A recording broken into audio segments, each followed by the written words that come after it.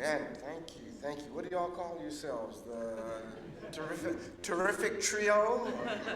Well, we got to give y'all a name there.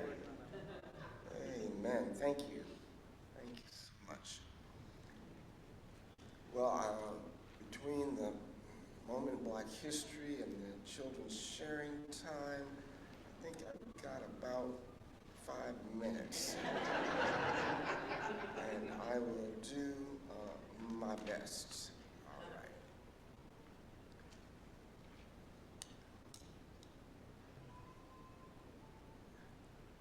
I love the sound of the children. Love it, love it, love it. So, last week, on February 5th,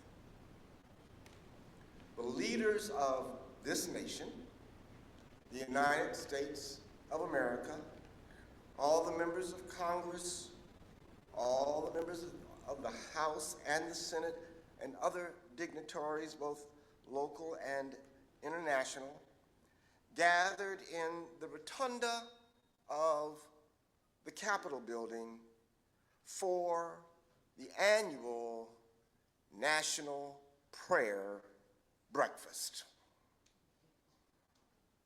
The President of the United States articulated the basic thesis of American exceptionalism when he said in his remarks, quote, "From the earliest days of our republic, faith in God has always been the ultimate source of the strength that beats in the hearts of our nation. Deep in the soul of every patriot is the knowledge that God has a special plan and a glorious mission for America. America. How many of you all saw Malibu's Most Wanted? There was a politician in the movie, and he would go around speaking and campaigning. At the end of every speech, he would say, "God bless America and nowhere else." But our president, the real president, not the cartoon president, not the movie president, although our president even cited in his speech our ecclesiastical ancestor, John Winthrop, whose oft-cited sermon says this: "We find that the God of Israel is among us. When 10 of us shall be able to resist 1,000 of our enemies. For we must consider that we shall be as a city upon a hill. The eyes of all people are upon us. So that if we shall deal falsely with our God in this work we have undertaken, and so cause him to withdraw his present help from us, we shall open the mouths of enemies to speak evil of the ways of God and all professors for God's sake.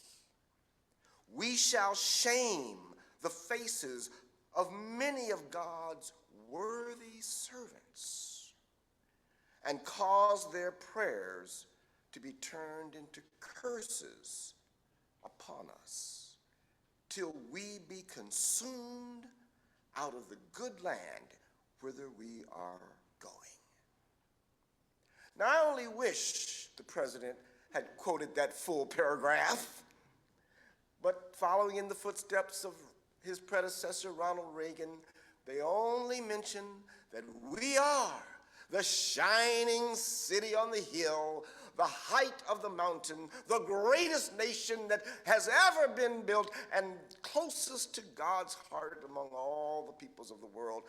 But they forget the rest of the sermon, that should we fail with, yes, the tremendous blessings that this land, this Payacuichum land, this stolen land, but yet in still this productive land, arable and bountiful with everything we need to, in fact, have created the wealthiest nation that human history has ever known. But with great wealth and power comes great responsibility.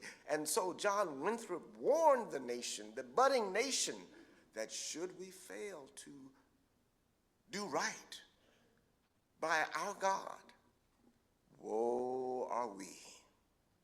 And that we will bring shame on God. Because people look at us and say, aren't they blessed by God? And when we fail to keep God's ordinance, woe are we and woe is the world.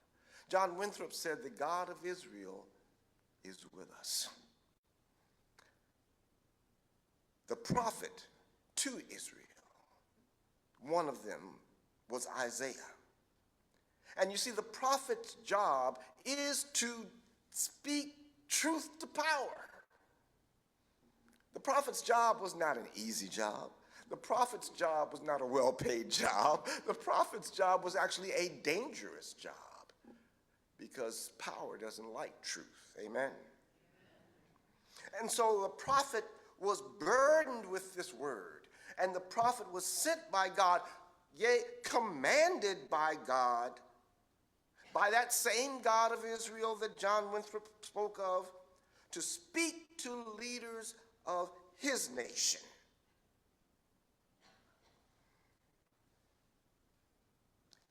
Shout out. Do not hold back. Announce to my people their rebellion.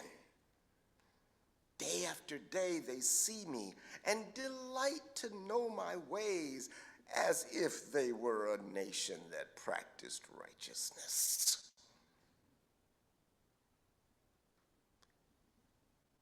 And did not forsake the ordinance of their God. They ask of me righteous judgments. They want God on their side. That was Isaiah in 650 before the Common Era. And it's Pilgrim in this 21st century, speaking truth to power. Now, as was mentioned in the introduction to the reading, one of the most universal spiritual disciplines is fasting. Fasting is the abstaining from eating and also sometimes drinking for a period of time during which spiritual power is summoned to suppress the needs of the body to allow the spirit to come to the forefront of our minds and our lives, that we might focus our spiritual energy toward the accomplishment of a special task or outcome. How many of you have ever fasted? Now put your hands down if you talk about intermittent fasting. We're not talking about intermittent fasting. We're talking about spiritual fasting. Amen, amen. Okay, all right, a few hands went down. Now, in modern history, we have witnessed the spiritual power of fasting. Fasting was most notably and effectively used by Mahatma Gandhi in his campaign for freedom from the colonial power of Great Britain and for justice and peace within the emerging nation of India. When independence forces would become violent in their resistance to colonial oppression, as they did when the Prince of Wales came to Bombay, now Mumbai, in 1921, Gandhi fasted for 5 days to atone for the violence committed against the British. He was committed to nonviolence. He was committed to spiritual power. But his longest fasts, if 5 days wasn't enough, 21 days were for peace between Hindus and Muslims and for the just treatment of Dalits, previously known as untouchables. Gandhi explained protest fasting this way. Protest fasts are the truest prayer. They crucified the flesh, and to that extent, liberated the soul. When you fast for justice, you summon the discipline of your mind, of your heart, and your spirit to push out and to push down the demands of the body so that the spirit can be released to do its great work. Gandhi would fast by not eating any food, but he would allow himself water, and water with salt. Body needs salt, and sometimes lime as a treat. That was the only luxury he allowed himself when he kept protest fasts. In our nation's struggle for justice, Cesar Chavez, who died in 1993, and is considered a hero by many for founding, along with Dolores Huerta and other labor organizers, the United Farm Workers of America. Cesar Chavez undertook 3 major fasts in his life. Chavez claimed that he didn't fast primarily to nudge political action, much less to change his body shape. He described fasting as a means of purifying the body, mind, and soul. And he saw it as an opportunity to do penance, to join in solidarity with others and draw attention to the maltreatment of those farm workers. Those farm workers, often immigrants from around the world, but primarily from our neighbor of Mexico, who come and provide this great nation with its arable land with the very food we eat. I remember when I was a child, maybe 10 or 12, my father would not bring a grape into the house. How many of you remember the grape strike? Yes. Chavez described fasting as a sacrifice for justice, as a reminder of suffering. Each fast was deeply personal, but Chavez knew that he was tapping into the history of not eating as a way of speaking truth to political power. Now, Gandhi's first fast was in response to workers who had been locked out. And as he was trying to support these workers, they admonished him as he told them to hang in there and we're going to hold out until we get what we want. They told him, yes, Mr. Gandhi, but you don't know what it feels like to go hungry, to be hungry. That's why he started fasting, to more deeply identify with those for whom fasting was not their choice. We should fast just to have a microscopic insight and experience and feeling of those of our siblings in this world who are truly hungry and starving. So, I don't know about you, but I'm hungry. I'm hungry for justice. I'm hungry, I'm starving for peace.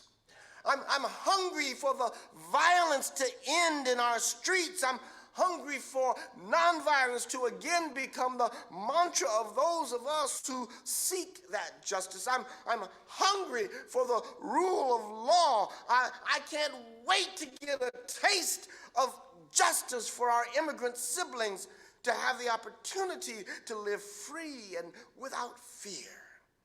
I'm hungry, I'm starving for an end to the racism that drips down from the gilded columns of the White House. I'm hungry for that day when the inalienable rights of life, liberty, and the pursuit of happiness are afforded to every gender, every sexual orientation, and every identity. Yes, I want justice for me, he, she, and they. I'm hungry for a nation that does not hoard its wealth while children starve and die all over the world, where once through USAID they were fed and healed and helped. America, why do we tempt God? We heard what John Winthrop said 400 years ago. We heard what Gandhi said. We heard what Isaiah said. Can we not now hear what the prophets are saying to us? Why do we think our fate should escape God's wrath? Why do we not believe our own prophets who remind us of Isaiah's ancient warning? Look, you serve your own interests on your fast day and oppress all your workers. You fast only to quarrel and to fight and to strike with a wicked fist. Such fasting as you do today will not make your voice heard on high. So they can pray at the National Prayer Breakfast, and they can sing, and they can preach in the Capitol Rotunda, but until they listen, their prayers will not be heard on high. No, no, no, the prophet said to his nation, and we say to our nation, to this city on a hill that all the world sees, the fast to choose is to loose the bonds of injustice, to undo the straps of the yoke, to let the oppressed go free, and then we shall call, and God will answer. I don't know about you,